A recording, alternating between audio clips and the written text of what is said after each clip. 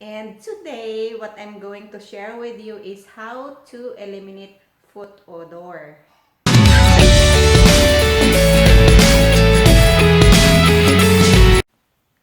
Hello everyone! My name is Jenny Daniels and welcome to my channel. Guys, if you are not subscribed yet, please subscribe. Okay, thank you. And today, what I'm going to share with you is how to eliminate foot odor. I've been doing this for 3 years already, so it's proven. Okay, so because obviously when we are wearing our shoes for the whole day, when we remove our shoes, the smell is not pleasant. So I just discovered, and I'm just thinking to try this regimen. And if your shoes is the smell is not pleasant anymore, I think you need to wash it. Then you already wash it and the smell is not still good, I think you better throw it away and replace it. Okay, this regimen is inexpensive, unlike when you go to the foot spa. It's very expensive, so why not do it yourself? Okay, now I am here in my bathroom so I can show you guys the regimen that I've been using for a long time. This is, again, it's a baking soda. And you know, every time that I come home from my work, I really soak my feet in the warm water with 3 spoons of baking soda. But now I am just doing it once a week. But every day, I will show you what I am doing every day with this baking soda, okay? Okay. Kung nakita niyo po, meron akong ganito. Dito. Ayan. Baking soda. Tapos, meron akong toothbrush. At meron po akong ganito. Yan. Ano ba to? Lugod. Nakita niyo po na malalim talaga yung ano ko. Sa Pilipinas, lagi itong every week na sa parlor ako para lang siya ayusin. Pero for 3 years po, what I meant is, for 3 years, hindi na talaga ito nakatikim ng parlor. Ipapakita ko po sa inyo to make sure na alam niyo po kung ano po ang aking ginagawa. Tinagalog ko na kasi medyo nahirapan na ako.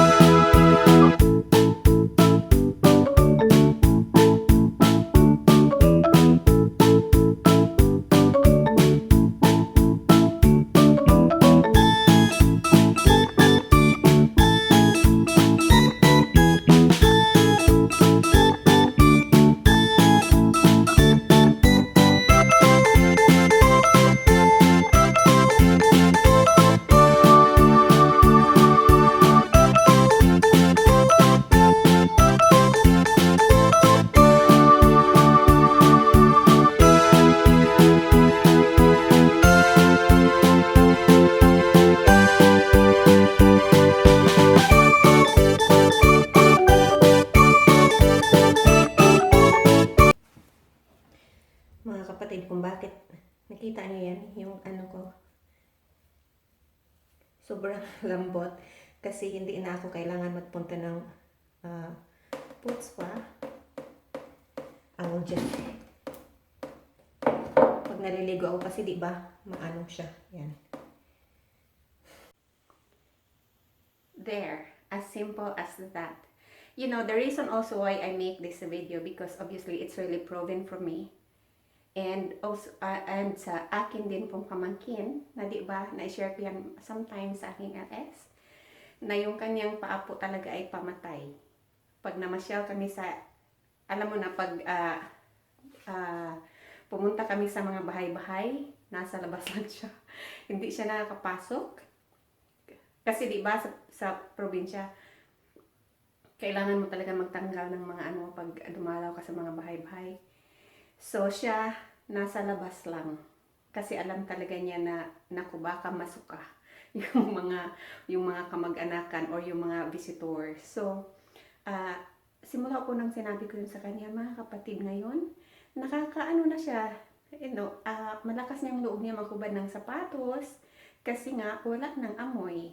Kasi di ba sabi ko nga kung talagang maamoy na yung sapatos mo na hindi na kaya ng pagnilabahan, abay itapon mo na po at palitan mo na ng bago.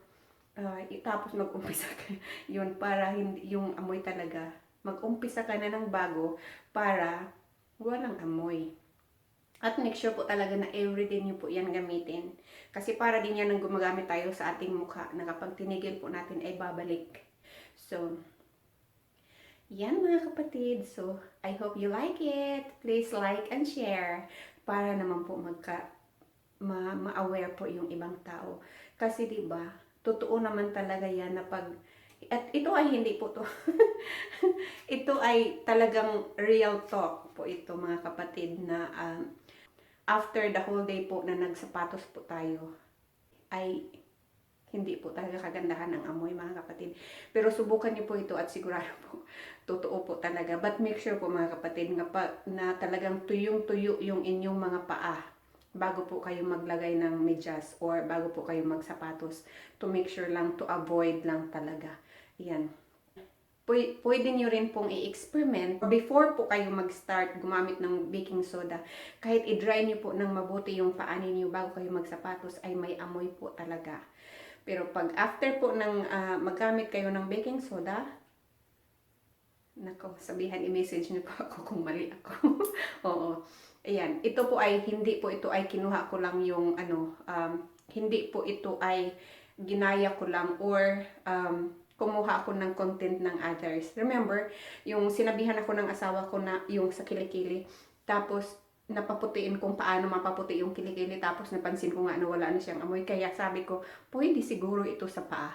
Kaya ayan, sinubukan ko po sa paa, kaya ayan, masaya ang buhay. Oo, totoo po yan kasi kahit nakakalimutan ko siya halimbawa ngayon nakalimutan ko siya, pag uwi ko po mamaya ng bahay, after the whole day na nakasapatos po ako, wala pong amoy. Yan. Pero wag naman niyong kalimutan the whole time. Kailangan talaga yan every day. Even po every other day niyo po. Kaya, yan po ang aking secret.